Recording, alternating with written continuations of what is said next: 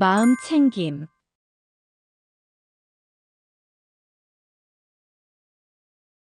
러시아의 저명한 초능력자이자 힐러로 알려진 비탈리 기베르트의 이 책은 단순한 자기계발서가 아닌 우리 내면에 이미 존재하는 무한한 가능성을 일깨우는 영적 안내서입니다.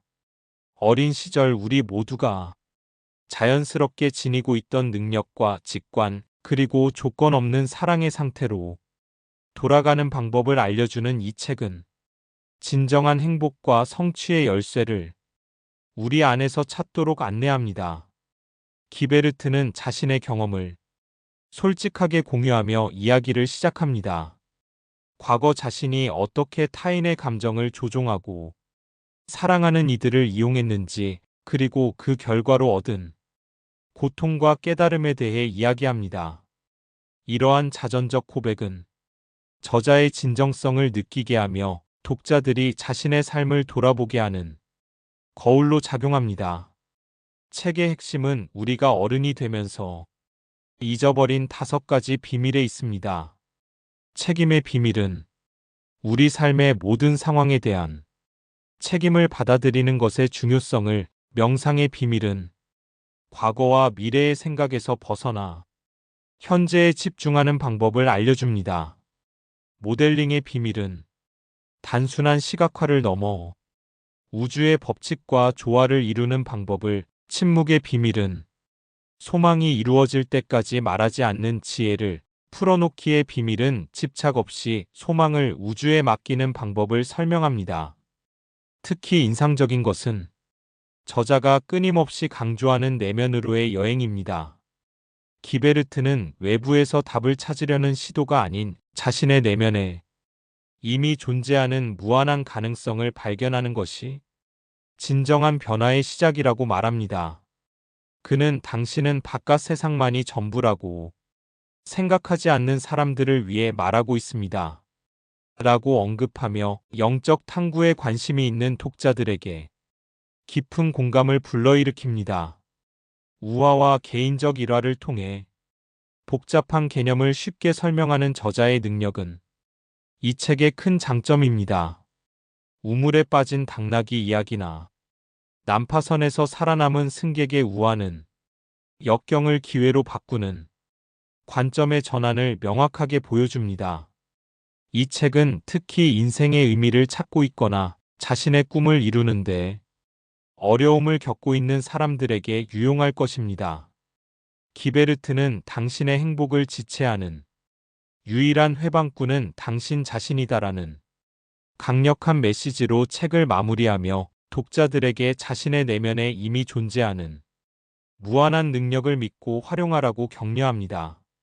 미래 모델링은 단순한 성공 법칙을 넘어 삶의 본질적인 행복과 충만함을 찾아가는 여정을 안내하는 소중한 나침반이 될 것입니다.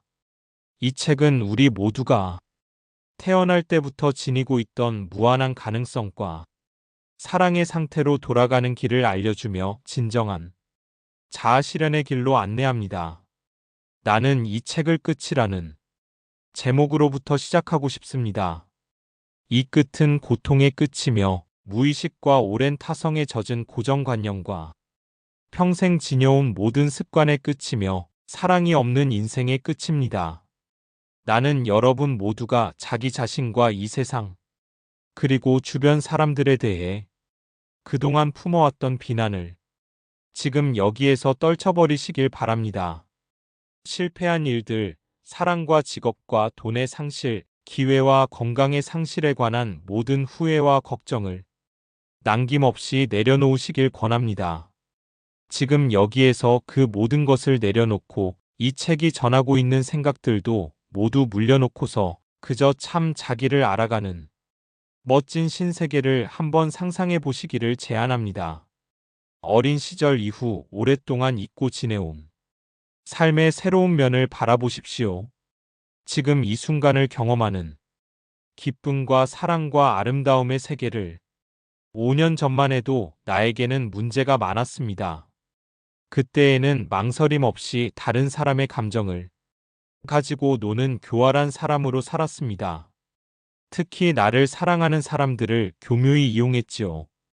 누군가가 나를 원한다는 것을 알자마자 나는 즉각 그에게 올라타고 그를 억누르곤 했습니다. 다른 사람들 앞에서 그를 학대하면 모두가 나를 터프가이로 봐줄 줄 알았습니다. 하지만 그게 아니었어요. 나는 나를 애워싸는 문제의 늪속으로 깊이 빠져들어갔습니다.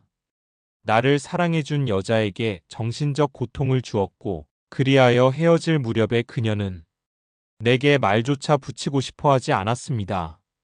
나는 그제야 깨달았습니다. 그녀가 나에게 얼마나 소중한 사람인지를, 그리고 두려움 탓에 내가 그녀를 사랑한다는 사실을 나 자신에게조차 숨겨왔다는 것을. 그녀는 떠났습니다. 그녀를 되돌리려는 내 모든 시도는 실패하고 말았지요. 나는 고통으로 울부짖고 미쳐갔습니다. 그동안 내가 삶을 얼마나 낭비해 왔는지를 알게 되었지요. 내가 얼마나 쓸모없는 존재였는지를, 나 자신과 주변 사람들에게 무슨 짓을 저질렀는지를 자각했습니다. 그녀가 나를 많이 사랑했음을, 나 또한 그녀를 정말 사랑했음을 뒤늦게 알았습니다. 그런 자각이 있고 나서 나는 그녀를 되찾게 되었지요. 나는 그녀에게 되돌아갔습니다. 나는 나 자신을 정화하고 과거의 나를 거부했어요. 그럼으로써 나는 성장하고 있었지요. 그런데 얼마 지나지 않아서 그녀가 나를 속이고 있음을 알게 되었습니다. 나는 감정이 폭받쳐 올랐습니다. 나의 내면은 갈기갈기 찢겨나가는 듯 했습니다. 내가 그토록 사랑하는 여자가 나를 속이고 있다는 사실은 상상하기조차 싫은 일이었습니다. 어느 날 그녀가 외출해서 돌아와 나를 사랑한다고 말했을 때 내 가슴은 그게 거짓임을 느꼈지만 내 머리는 그녀를 믿고 싶어 했습니다. 그래서 억지로 그녀의 말을 믿으면서 겨우겨우 기분을 추슬렀지요. 나는 그녀가 감추고 있는 모습들을 원격투시로 자세히 볼 수도 있었습니다. 하지만 나는 그녀를 믿으려 애를 썼습니다.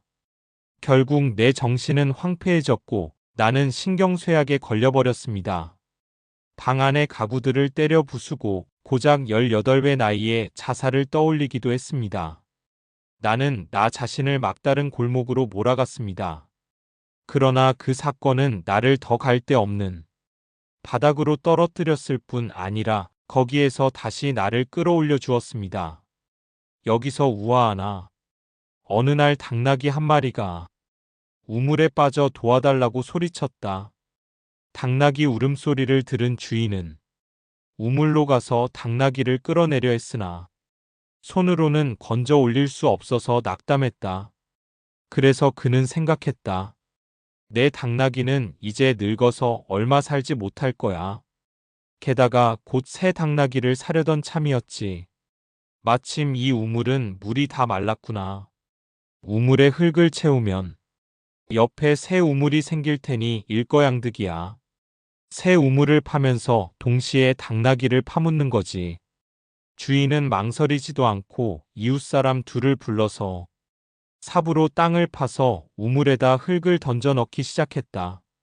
당나귀는 무슨 일이 벌어지는지 즉시 알아차리고 더욱 큰 소리로 울부짖었다. 하지만 사람들은 들은 채도 않고 흙을 계속 채워갔다. 당나귀는 곧 울음을 멈추었다. 주인이 우물 안을 들여다보자 놀라운 광경이 펼쳐지고 있었다. 당나귀가 떨어지는 흙덩이를 모두 발로 밟아 다져서 평평하게 하였던 것이다. 얼마 후에는 모두가 경악할 수밖에 없는 일이 일어났다.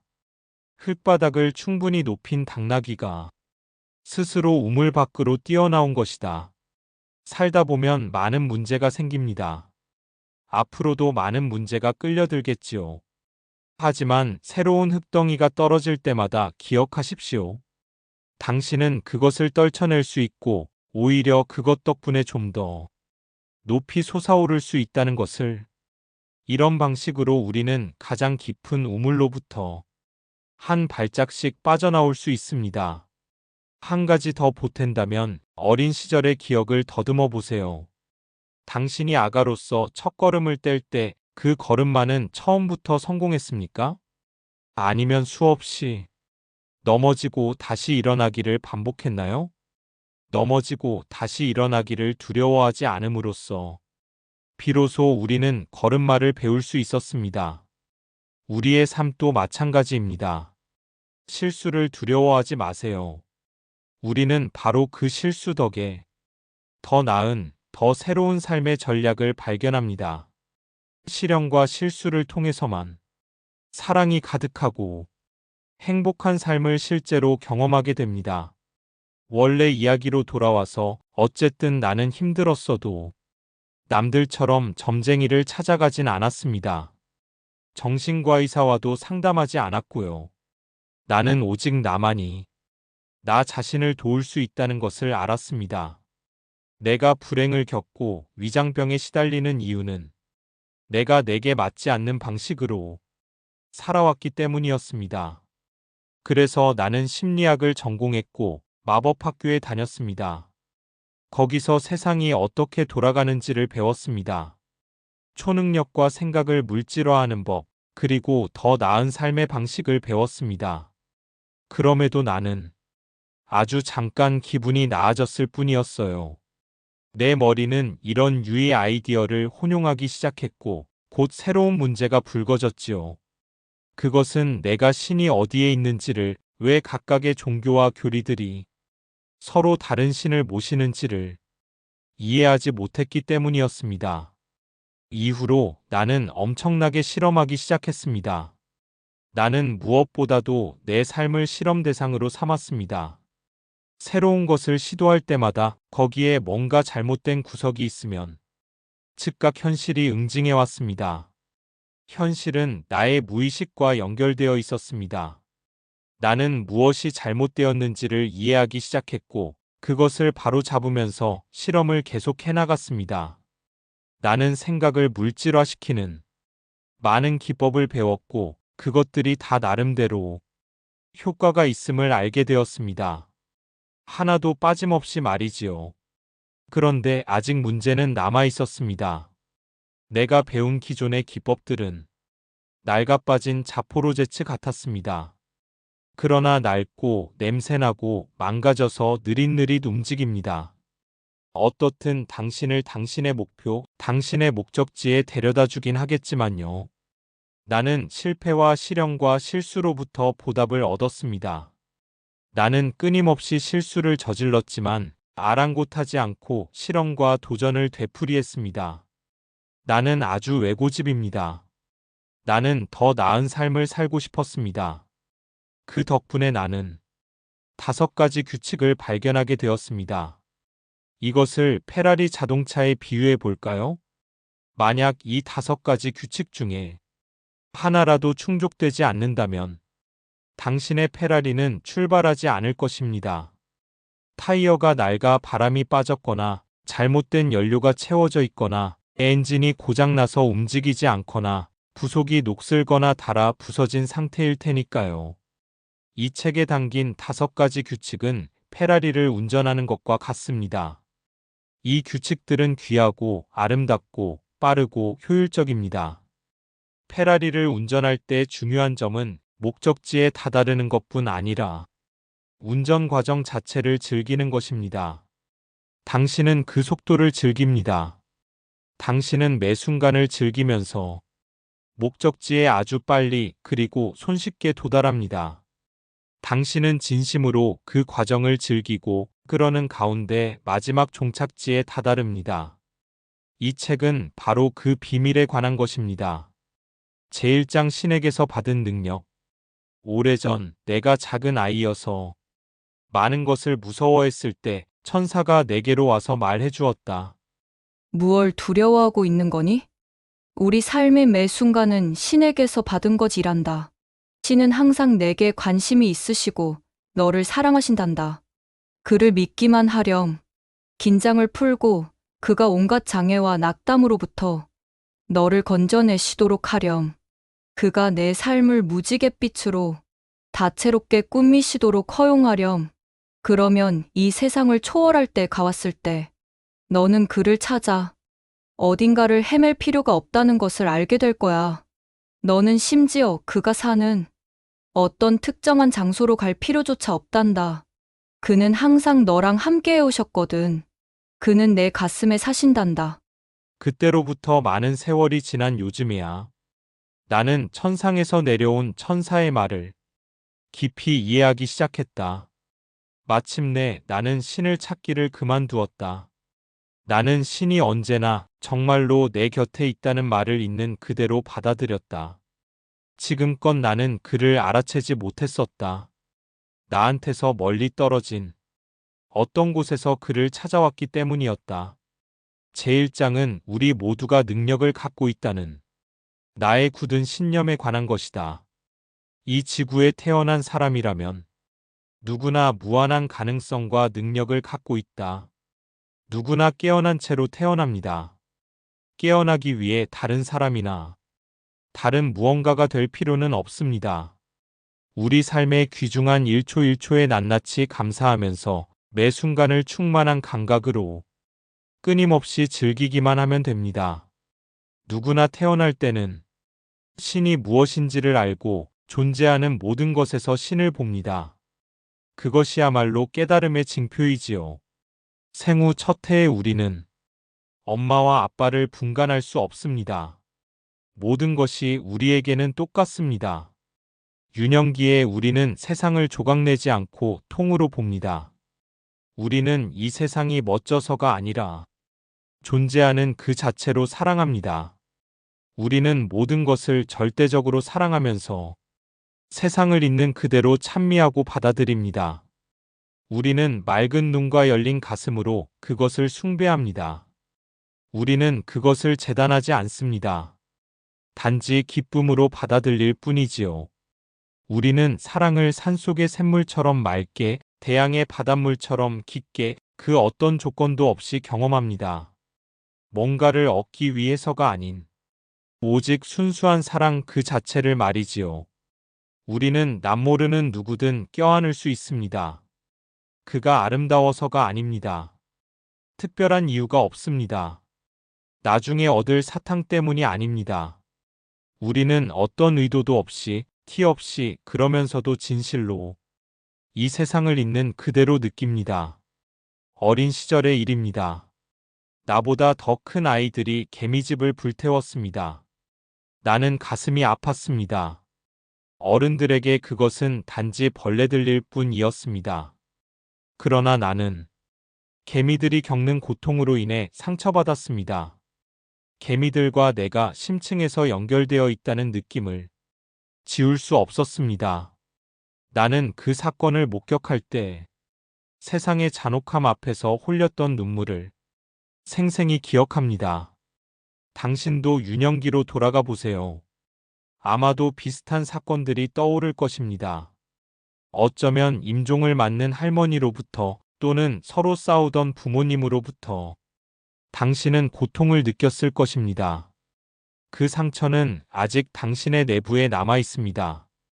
반대로 온 가족이 즐거웠던 한때, 부모가 웃음 짓던 모습, 또는 당신 자신이 기쁨으로 충만했던 순간도 당신의 내부에 그대로 간직되어 있습니다.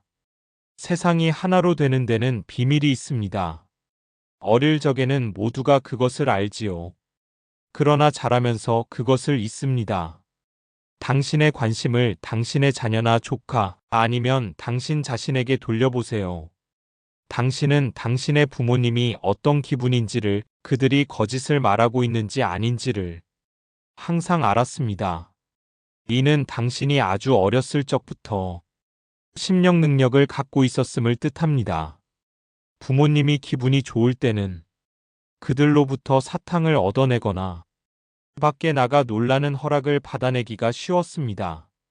그러나 부모님이 화가 났을 때는 소용없다는 것을 미리 알고서 당신은 그들에게 가까이 가지도 않았을 뿐 아니라 사랑을 표현하지도 않았었습니다. 어쨌든 우리는 수시로 그들을 껴안고 진심으로 그들을 얼마나 사랑하는지 고백했습니다. 그러면 부모님은 그에 감동하여 당신에게 무엇이든 허락했지요. 또한 어릴 때의 당신은 치유 능력도 지니고 있었습니다. 엄마나 아빠가 아플 때면 당신은 직관적으로 그들 곁에서 아픈 부위를 만져주거나 껴안았습니다. 그러면 운 좋게도 그들의 아픔은 잦아들었지요. 엄마가 새해를 앞두고 산타클로스에게서 오는 선물과 사탕을 숨겼을 때 당신은 언제나 그 선물이 무엇이고 어디에 숨겨졌는지를 알았습니다. 게다가 인형이나 로봇을 가지고 놀 때 당신은 그것들이 살아있다는 것도 알았습니다. 그것들은 당신의 제일 친한 친구들이었습니다. 실제로 주술사들은 이런 식으로 인형이나 물건에 생명을 불어넣습니다. 한 가지 더 아이를 가진 분은 특히 귀를 기울이시기 바랍니다. 때때로 아이들은 허공을 응시하고 천사들과 영적인 존재들을 바라보며 몹시 기뻐합니다. 반대로 어떤 때는 이유 없이 두려움에 떨기도 하고 성질이 고약한 사람 앞에서는 곧장 울음을 터뜨리지요. 우리가 따라야 하는 규칙들이 어디서 왔는지 생각해 본 적이 있는가? 그렇다면 당신은 당신 자신도, 당신의 부모도, 당신의 조부모도 그것들이 어디서 왔는지를 모른다는 사실을 알아차렸으리라. 그저 누군가가 그것을 만들었고 당신은 그것을 믿었다. 이제부터는 당신이 어리고 행복했을 때 어떤 규칙을 따라 살았는지 기억하라. 그때 당신은 당신 자신만의 규칙으로 살았다.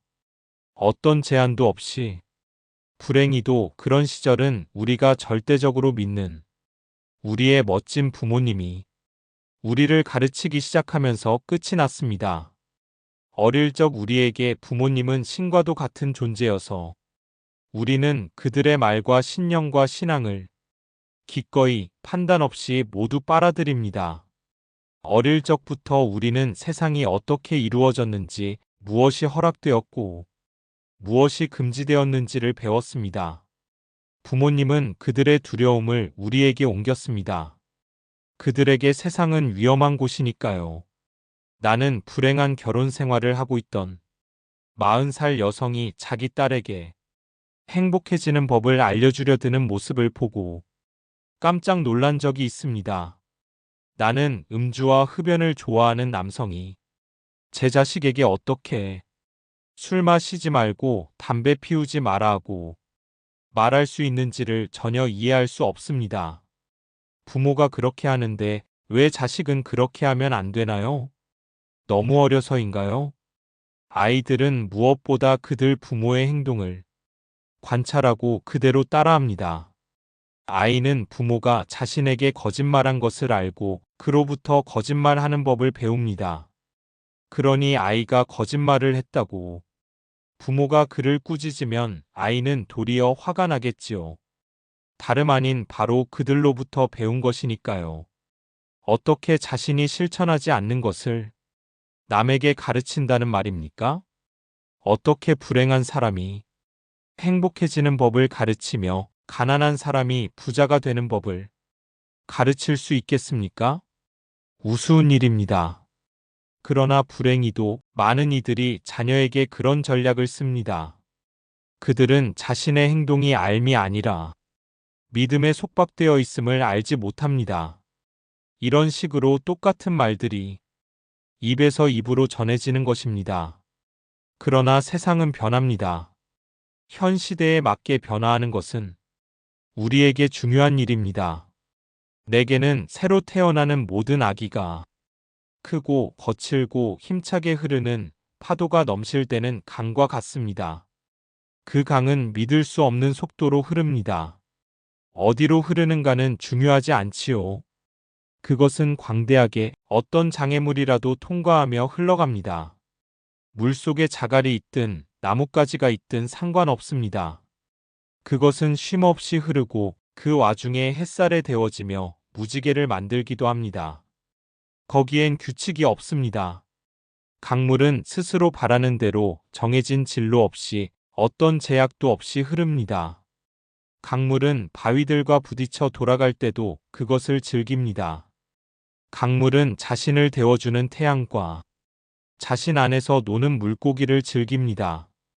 강물은 그 모든 것을 즐깁니다.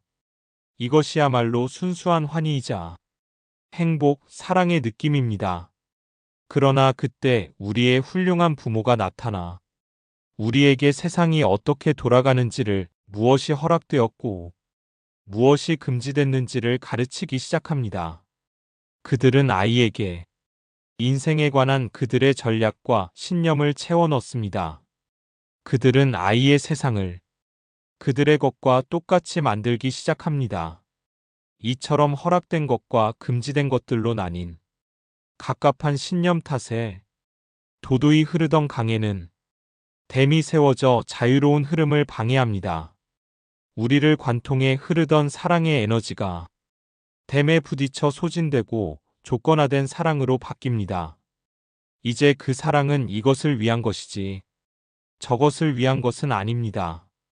크고 풍부한 강이 온통 댐으로 좁혀지고 막혀서 작은 시냇물이 됩니다. 강물은 점점 더 줄어듭니다. 활기를 잃은 강물은 이제 그 어떤 것도 즐길 수가 없습니다. 결국은 사랑과 기쁨의 느낌을 잃고 그저 얕은 개울이나 습지로 바뀌게 되지요.